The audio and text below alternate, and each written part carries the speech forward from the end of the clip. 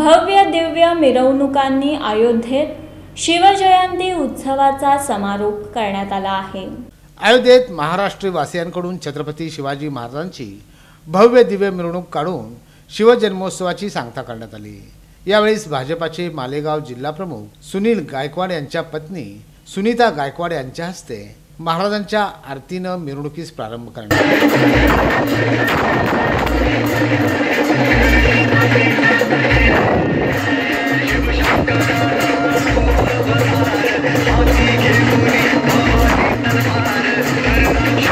आला।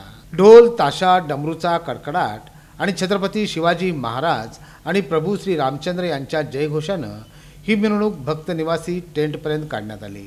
यावेळी सुनील गायकवाड यांनी याबाबत अधिक माहिती दिली। 19 तारखेला जे कार्य आम्ही दरवर्षी आपल्या महाराष्ट्रामध्ये आमच्या मालेगावमध्ये करतो, आज तेच कार्य आमचं न चुकता आम्ही हे शिवजयंती खंडित होऊ दिली नाही। आम्ही ही अयोध्येत साजरी केली आणि आणखी एक याच्यातून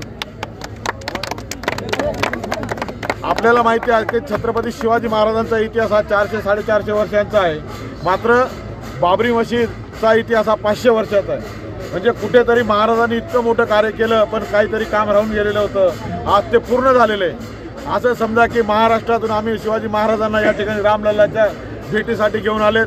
रामलल्लाच्या भेटीसाठी महाराज या ठिकाणी आपण बघित असेल, महाराजांनी रामलल्लांच्या आशीर्वादाने जी आमची मालेगाव तशी शिवजयंती साजरी होत असेल त्यापेक्षा जोरात